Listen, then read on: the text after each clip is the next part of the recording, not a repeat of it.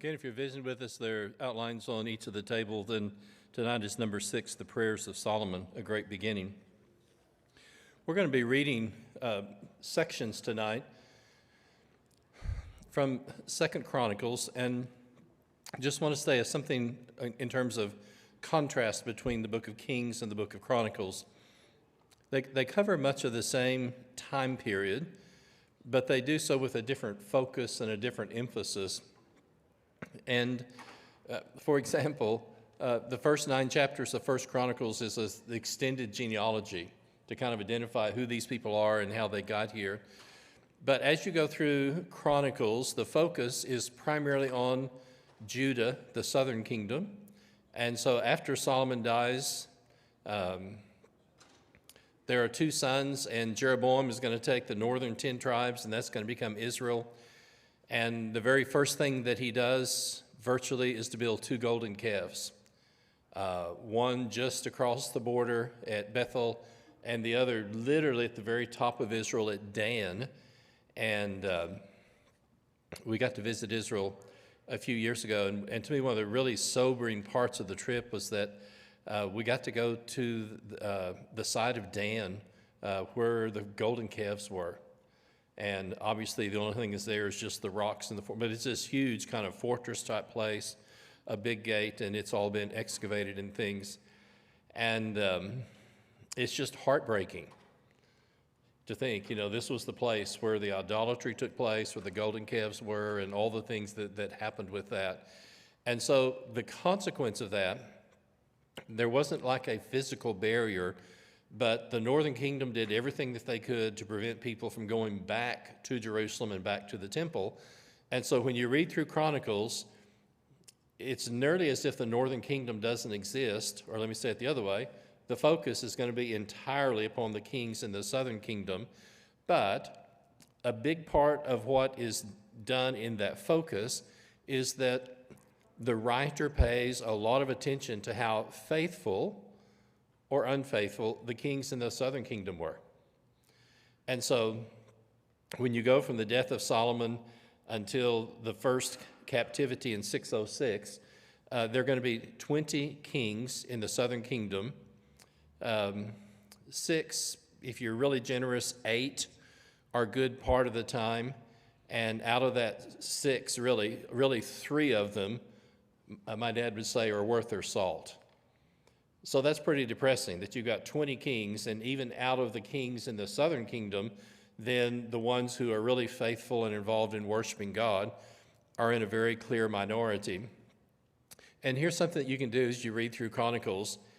If you come to, and it doesn't matter, Jehoshaphat, Rehoboam, and that's not true, he's going to be on the other side, Hezekiah, you can just look at the number of chapters that the writer gives to each king, and before you read any words at all, you can tell if he was a good king or a bad king.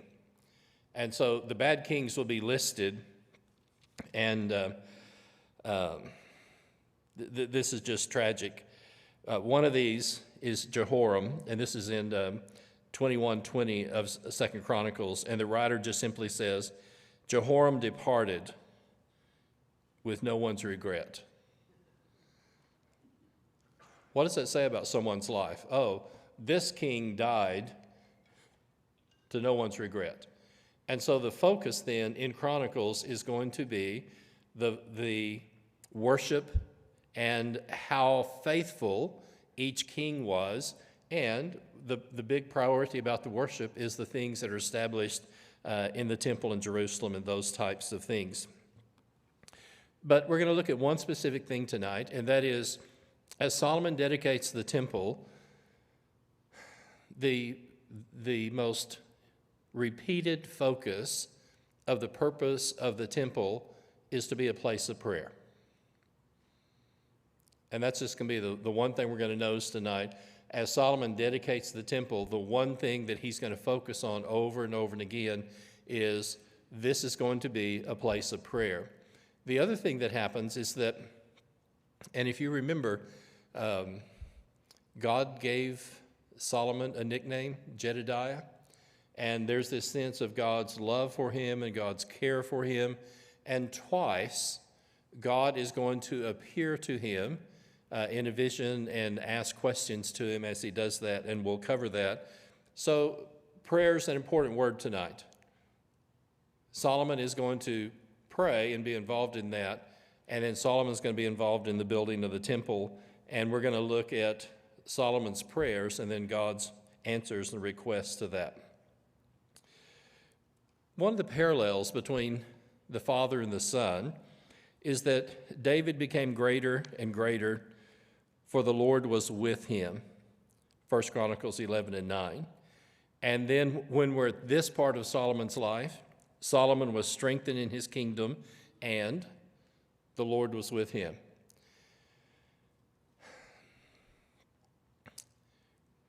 This is still such a hard part to do. Not that the scripture is wrong or bad, that's not what I'm saying. We're going to have a very brief time in Solomon's life where he is very much like his father, the man after God's own heart. He's going to be focused on, for example, building the temple. He's going to be focused upon prayer. And when I read through, particularly like the book of Proverbs, I just wonder, when was Proverbs written in Solomon's life? Because later, as we come to the end of his life, he loses all of that focus. He loses all of those priorities, and even to the point that the writer's going to say he clung, like you hold on to, he cleaved to his wives in love, and his heart was kind of totally turned away from God. And so this part is going to be the time in his life where he's focused on both the physical establishment and all the things that David had brought together in the building of the temple, and the Lord was with him. One of the unique things about Solomon, and especially compared to all the rest of the kings, is that he was the one to build the temple because of worship. He's going to be involved in leading the people in worship. And probably David's greatest contribution to Israel is the writing of the 75 of the 150 Psalms that become Israel's hymn book. And so when you think of the book of Psalms and you think of David, then over and over he's writing these wonderful hymns that both are hymns to be sung and obviously things that we still read today. So worship, wisdom, and wealth. And something that's will just be touched on tonight, and just notice the word seek, like ask, seek, and ye shall find. When the Chronicle uses the word seek, oftentimes that's a term for someone having a focus on spirituality. Oh, he sought the Lord, or he was seeking those types of things. And with all of the things that happened during this period of time, that is the primary word that the chronicler says. When he talks about someone's spirituality, it is often in terms of he sought the Lord. And so, in 1 Chronicles 13 and 3, one of the first things David did was to seek the ark. And if you remember, there was a different history about the ark and where it had been and all the things that had taken place. And one of the things that David wanted to do was to bring the ark to Jerusalem. And remember, they didn't do it correctly the first time, and the ox cart stumbled, and Uzzah reaches up and touches the ark and is struck down.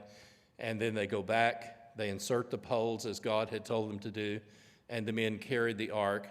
And that was as far as David was allowed to go in terms of consolidating things. But early in his career, David is going to seek the ark.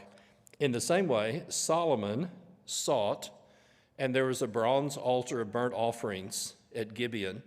And Gibeon is going to be the location of the tabernacle. And obviously, hundreds of years have passed since we come out of the wilderness. But the tabernacle was stationed at Gibeon. David had actually removed the ark from there, eventually had brought it to Jerusalem.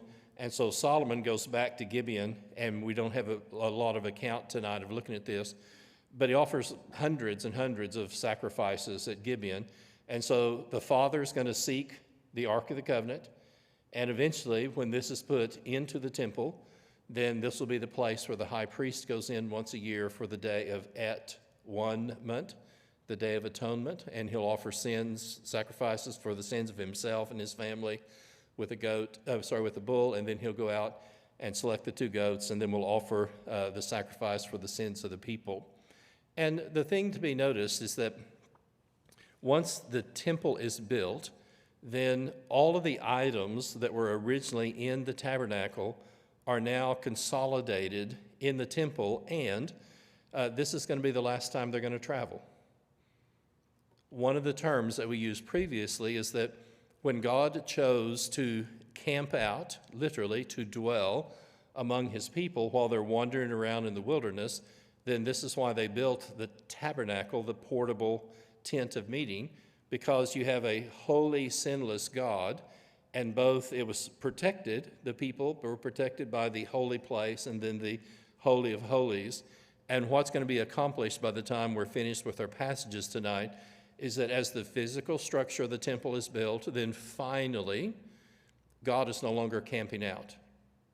He's not dwelling within the tabernacle, the tent, and all of these things are finally consolidated. So 2 Chronicles 1:1, and we're going to read just several sections tonight, and we'll look at different headings and things that take place, but here's things that are going to happen. Solomon, the son of David, established himself in his kingdom, and the Lord was with him and made him exceedingly great. He brings together all of these people, and you'll see in verse 3, they went to the high place that was at Gibeon for the tent of meeting of God, which Moses, the servant of the Lord, had made in the wilderness, was there. But David had brought the ark of God to the place that David had prepared, for he had pitched a tent for it in Jerusalem. And so they're going to go and they're going to offer these sacrifices, but it was this huge, huge bronze altar, and this was where Solomon is going to go and going to seek the Lord. That night, God appeared to Solomon and said, "Ask what I shall give you." There are times where God does appear to people very specifically. There are oftentimes either where there was an angel, there was some kind of dream, there was some kind of a vision. But these are very specific. God, in the night, is going to appear to Solomon and ask, "What shall I give you?" And Solomon said, "You have shown great and steadfast love to David my father." I chose not to come back to this because this is such a big word, but the word steadfast love is the word for covenant relationship. And the very first time the term steadfast love is used of all things, Abraham sends his servant to find a wife for Isaac. And as the servant heads off, I'm sorry, I'm not a girl, but I just try to imagine this. Can you imagine being a girl and a guy shows up in a camel and says, "Well, you know, one of our descendants has a son, and would you be interested in coming and marrying someone you've never seen, you don't know anything about?" And Rebecca's going to get on the camel and go and become a part of this plan. And they're just kind of I don't know, that's always just kind of amazing to me that she would leave her family and everything else. And, you know, here's this distant relative in a distant place. What if you don't get along?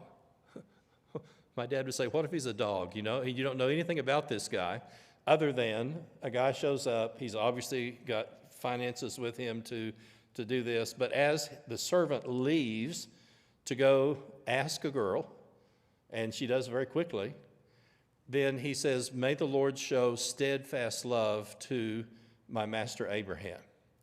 And steadfast love is that covenant love where God embraces and God chooses and God selects and God cares for his people, even to the point, and at least in my generation, we sang a song, "The Steadfast Love of the Lord."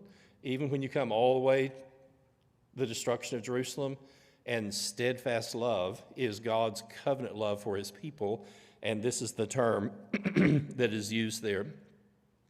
You have shown, and this is 2 Chronicles 1:8, "You have shown great and steadfast love to David my father, and you have made me king over a people as numerous as the dust of the earth." And we touched on this earlier, but there were times God had 2 expressions when he called Abraham out.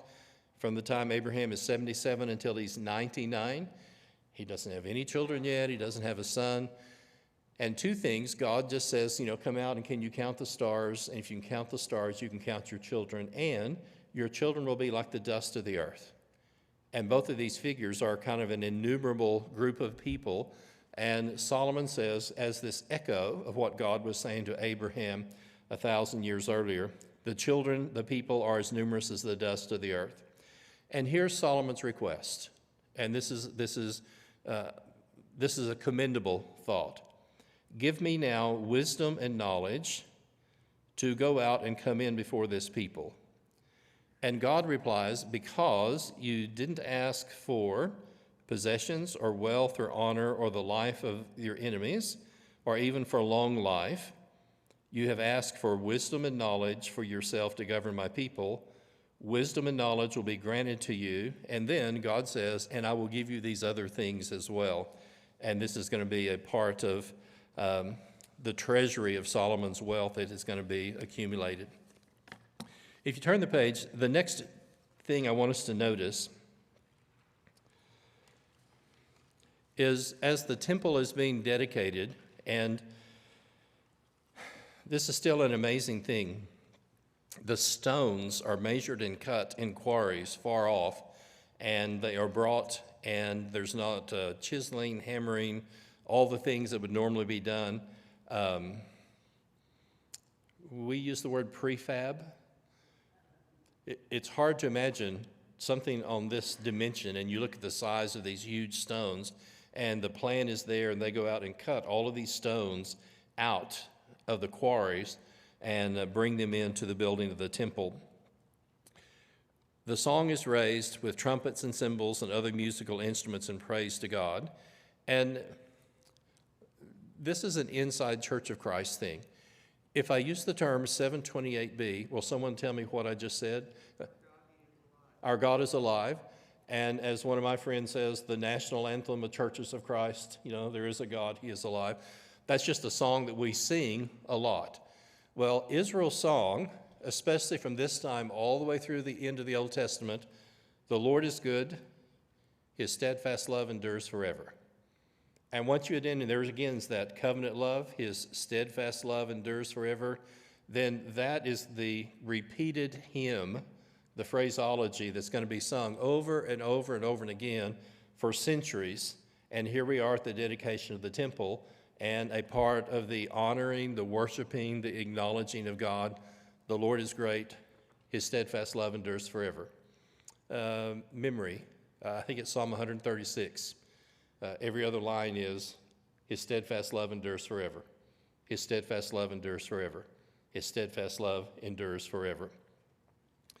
And this happened initially when the tabernacle was built, when everything was put together and the presence of God came into the tabernacle. What happened? The glory of God was there, and all the people are pushed out because of the glory of God. And you'll see the same type of thing happening. As the temple was built, then the presence of God is going to come, and Solomon is going to pray in 2 Chronicles 5 and verse 4, "Blessed be the Lord, the God of Israel, who with his hands has fulfilled what he promised with his mouth to David my father." And the ark is going to be there. Solomon's going to spread out his hands. Here's a bronze platform, and it's huge. And he stood on it. He knelt on his knees in the presence of all the assembly, spread out his hands toward heaven, and says, "O God of Israel, there's no God like you in heaven or earth, keeping covenant and showing steadfast love to your servants who walk before you with all their hearts." When you come to verse 18, "Have regard to the prayer of your servant and to his plea, O Lord my God. Listen to the cry and to the prayer of your servant that prays before you. And may your eyes be open day and night toward this place, the place where you've promised to set your name, that you may listen to the prayer of your servant offered toward this place, and listen to the pleas of the servant and the people of Israel when they pray toward this place, and listen from heaven, your dwelling place, and when you hear, forgive."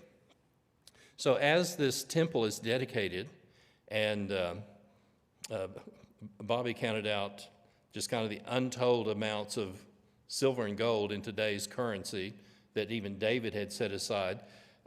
It would just be a staggering amount of the stones that are there, the cedar that's used to cover the insides, huge parts of it are covered with gold, and just the amount of treasure that is in the temple is just absolutely staggering.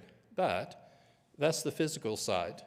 And as this beautiful structure is dedicated, then over and again, Solomon is going to note, and I'm going to use an expression both from Isaiah and from the lips of Jesus, this is to be a house of prayer. And for whatever the physical aspects of the temple were, which are just magnificent, the function and the purpose of this particular place, as it is originally dedicated, is that it is to be a house of prayer. And then he goes through a list of a whole thing, and I'm just giving the first verse. When a man sins against his neighbor, and then all the things that are described that take place in 2 Chronicles 5:22. When your people are defeated before their enemy, verse 26, when the heaven is shut up and there is no rain. If there is a famine in the land, in verse 28, pestilence or blight or mildew or locust or caterpillar, if their enemies besiege them at the gates. And what we're having is just kind of a catalog of things that are going to happen in Israel's history. And Solomon is saying from the very beginning, when any type of a catastrophe comes upon your people in the future, God listened to them when they pray toward this house.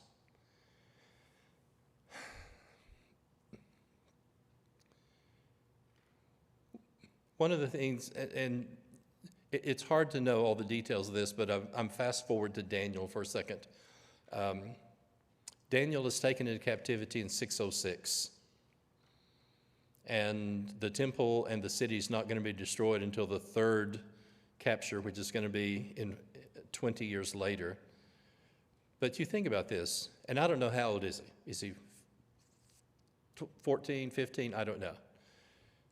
This is just me. If you're dragging me off from Jerusalem against my will, I'm at least going to look back one time to see the place that you're taking me from. You know, other people might not. They just might say, let's get out of here. But, you know, here you are being taken off as a captive. And then here Daniel is, and you go all the way up the top of the Fertile Crescent. He's carried all the way off. And what do we find about Daniel 3 times a day? He opens his window, and he faces toward where? Jerusalem. And what does he do? He prays 3 times a day. And in its own kind of mournful and soulful way, Daniel is still fulfilling in his life as a captive why the temple was originally dedicated in the first place. This is to be a house of prayer. We mentioned this last week. We'll do it very quickly. When Queen Athaliah, and this is later, wants to take over, she's within one little bitty boy of killing all the descendants. And they grab, I think it's Josiah, and he's little bitty, and what do? They hide him, and the one place, because she is so wicked that she is never going to go, is the temple, and they turn the playpen into a temple. That's the other way. They turn the temple into a playpen, a protective area of custody. I've told people, if you're allergic to little girls, you're going to have a rash at this church. We've got little girls just everywhere, and it's fabulous. But just isn't that right? Little girls coming and going and running and squealing and everything. But then you take a little boy and you try to hide him for 6 years. You look the other way just for a second, what's going to happen? I mean, this was a really, really serious thing, because if she gets any wind that he's alive, she's going to kill him. And twice, the promise that God makes to David, you want to build me a house? No, you're not going to build me a house. I'm going to make of you a house. And twice, the promise God makes to David is down to one heartbeat of a little boy. But where is the one place in Jerusalem that is a safe place to raise and hide a little bitty boy? It's going to be the temple. And so all through all through the coming years, the temple has different functions and different purposes, but especially, Solomon says, this is to be a house of prayer. But here's the paragraph that I'm always drawn to when I read through this, and we're in 2 Chronicles chapter 6 and verse 32. And with all of this going on, listen to what he says. When a foreigner who is not of your people Israel comes from a far country, for the sake of your great name and your mighty hand, your outstretched arm, when he comes and prays toward this house, hear from heaven your dwelling place, and do according to all that which the foreigner calls you to do, in order that all the peoples of the earth may know your name and fear you, as do the people of Israel, that they may know that this house that I have built is called by your name. Now, this temple is going to be destroyed in 586-87.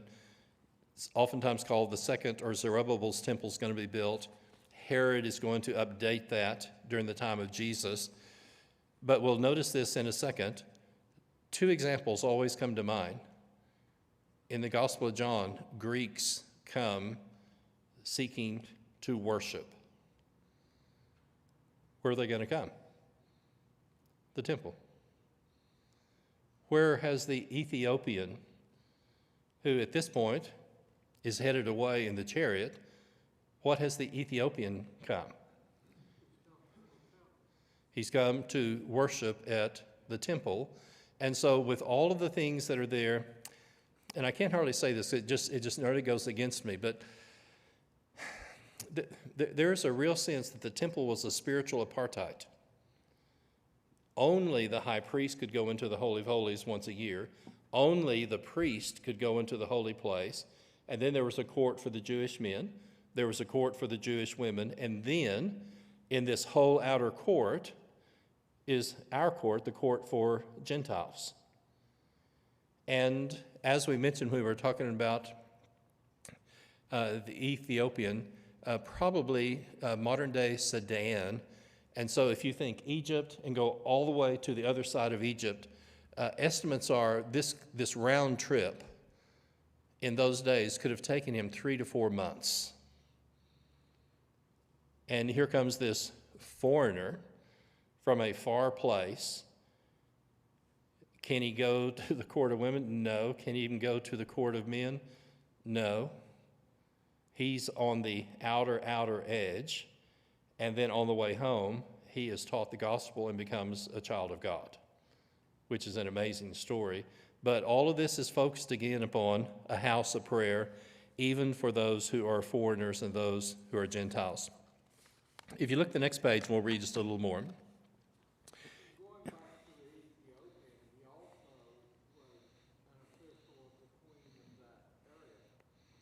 Yep. And probably, you stop and think, handwritten scrolls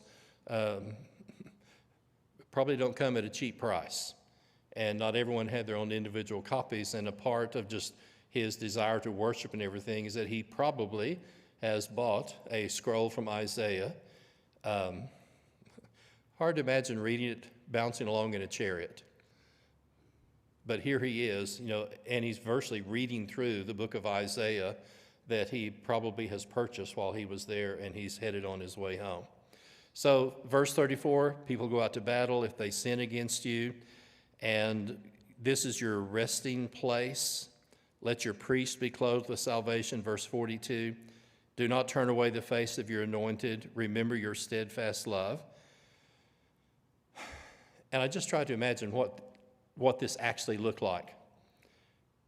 7:1. As soon as Solomon finished his prayer, fire came down from heaven and consumed the burnt offerings and the sacrifices, and the glory of the Lord filled the temple. Can you imagine? Here they have all these things ready, prepared, have all this stuff ready to offer the sacrifices and everything.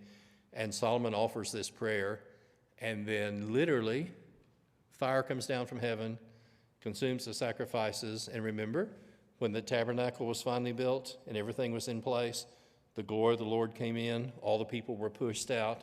And so literally, the glory of the Lord comes into the temple, and you'll see in verse 2, the glory of the Lord filled the Lord's house. When the people of Israel saw the fire come down and the glory of the Lord on the temple, they bowed with their faces to the ground in the pavement. They worshiped, and they gave thanks to him. 728b, for he is good, his steadfast love endures forever. And I encourage you, if you read through your Old Testament, as soon as you kind of lock that one away, you just look over and over and again, especially in the hymn book Psalms, you'll hear this expression, the steadfast love of the Lord, this endures forever. So, God's appeared to Solomon the first time. He's asked for wisdom.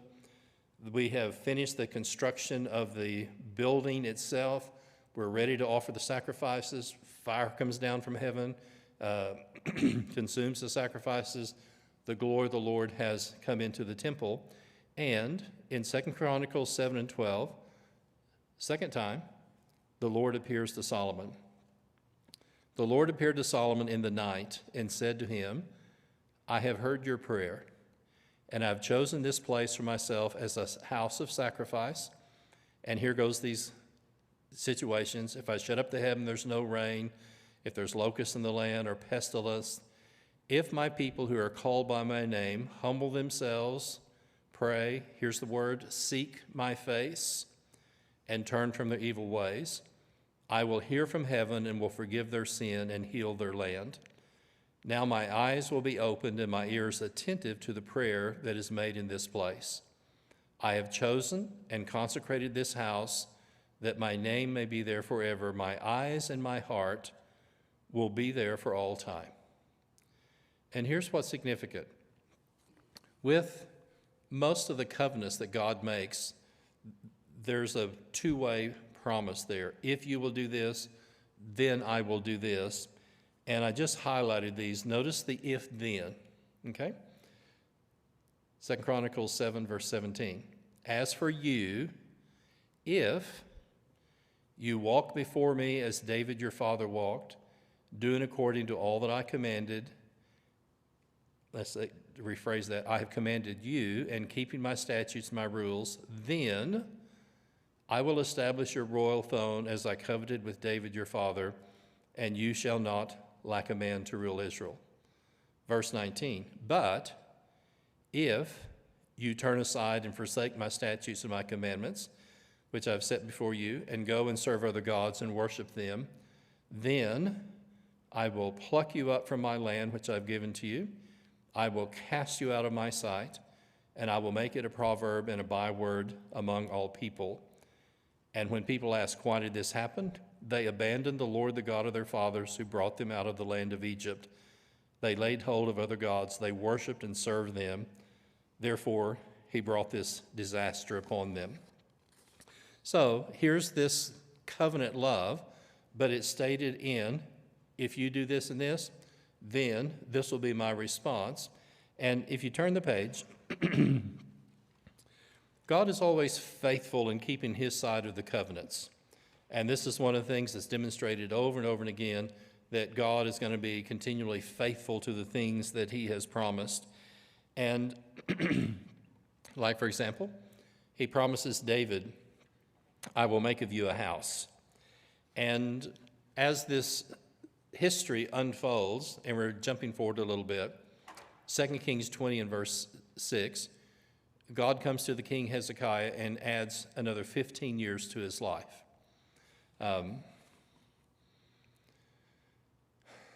None of us know how long we're going to live. My aunt, who was a church secretary, sent a poem, and growing up, Kent and I lived upstairs in a two-story house, and we kept this poem right there as we walked down the stairs, and it simply says, the clock of life is wound but once, and no one knows the hour of which the hands will stop at late or early hour. Now is the time you own. Live, love, toil with a will. Place no faith in tomorrow. The hands may then be still.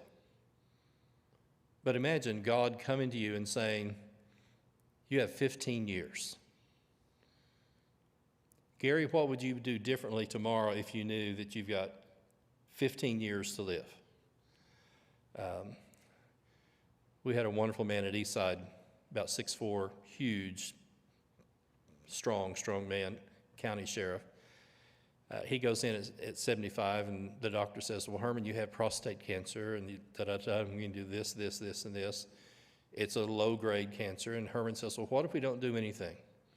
And the doctor says, well, you'll have maybe 15 years. And Herman says, well, 90 is about right. Let's don't do anything. And he lived to be 92. But most of us don't kind of have a timeline to know where this is going to happen. God comes to Hezekiah, you have 15 years to live. And then notice, I will deliver you and this city out of the hand of the Assyria.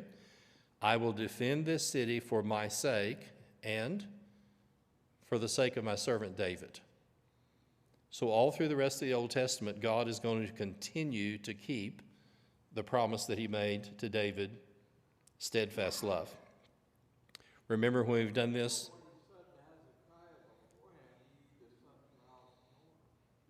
Yes.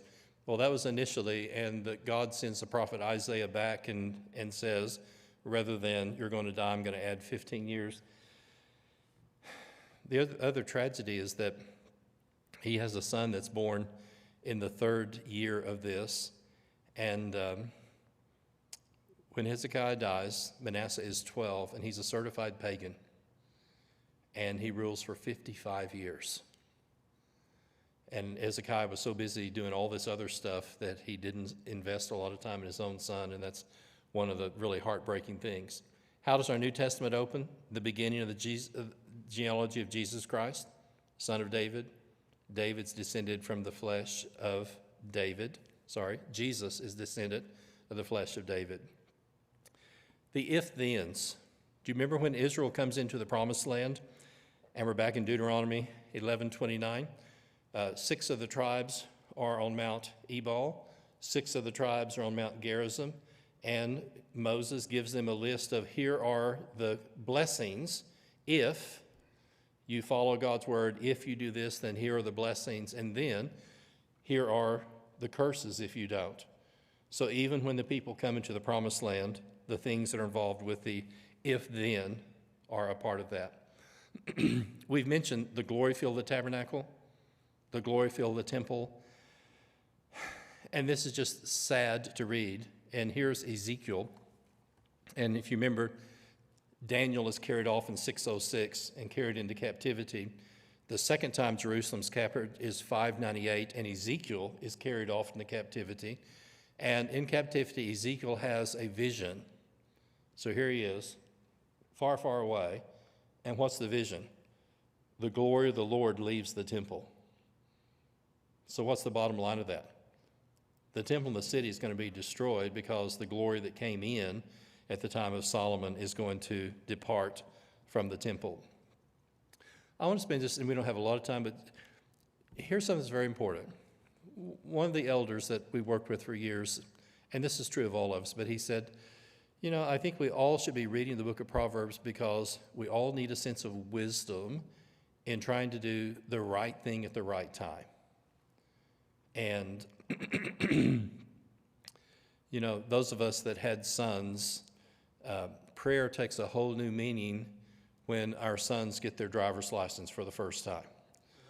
And so there's just different things that happen in our lives where we're asking and needing a sense of wisdom. And so wisdom is conveyed, and we're going to be in the book of Proverbs, and you can read most of these. But wisdom is learned by observation and experience. Oh, he beheld the ant and learned a spirit of wisdom. Wisdom is instruction based on tradition. Hopefully, wisdom is learning from mistakes, and wisdom comes from God's word. And here's a quote from Tremper Longman. Wisdom is learning to read God's word, read people, and read the situation. My dad came and met one of our friends in Australia. They came for a visit. And he said about this fellow, he said, he's going to have a hard time in life because he never learns from things that he's done. And he will go through life doing things the hard way. And a sense of wisdom and discretion is such an important matter. So wisdom comes from God. Wisdom is something that can be attained and grow in. And I always think about this. He's a young man. Jesus grew in wisdom, stature, favor with God and man. So even at 12 years of age, Jesus himself is growing in a spirit of wisdom, and hopefully so can we. Wisdom is seen in deliberate actions based on spiritual understanding, being thoughtful and careful as we do things. Wisdom is cultivated in the company of wise people. He who walks with wise men becomes wise. One of the verses we talked about over and over when our children were growing up as teenagers was that one. And then iron sharpens iron, and what? One man sharpens another. And the importance of being with spiritually minded, wise people is something that's just so important. Wisdom is ultimately found in Jesus. And when you go all the way out of the Old Testament into the New, in Jesus are found all the treasures of wisdom and knowledge. Here's a quote, and I just found this interesting. And let me just say it this way.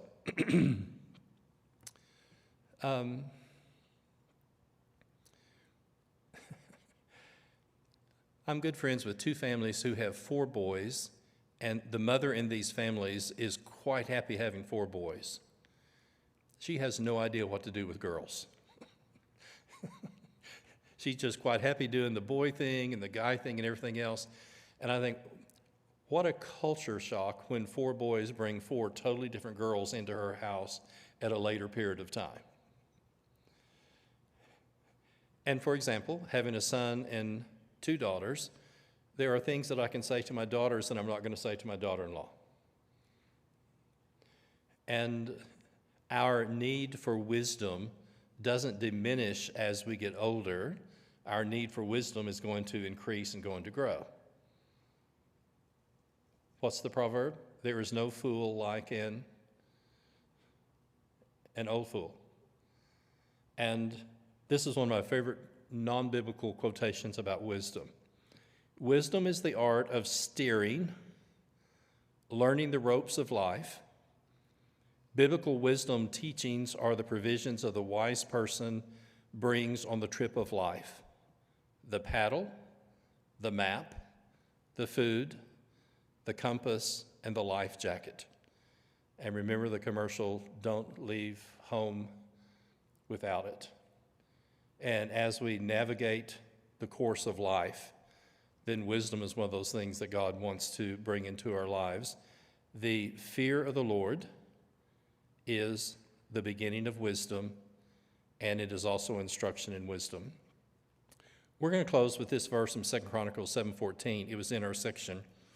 And there are actually commentaries written on the book of Chronicles where different kings are defined in terms of these words.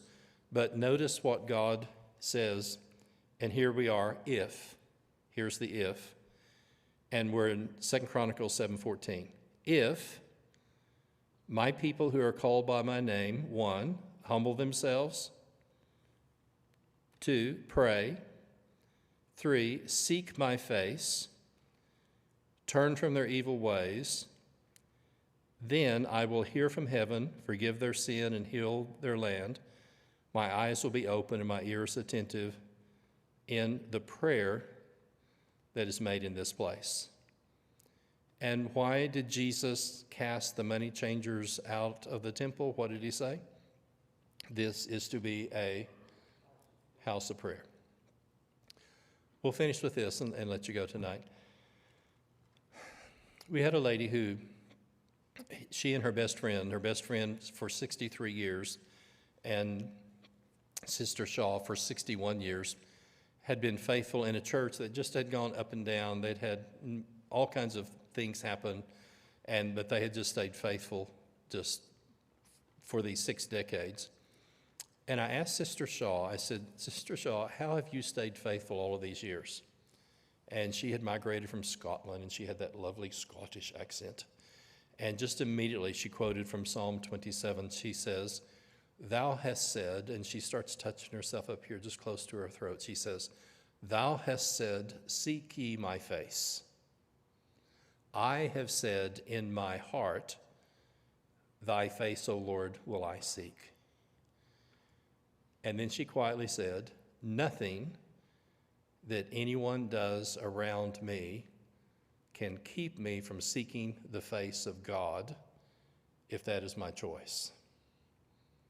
And so as this marvelous temple is built, it is to be a house of prayer for God's people, for the foreigners, and that carries on for centuries. But the process that's going to be involved in this is so that people will seek the face of God. And may you and I be doing that in our lives today.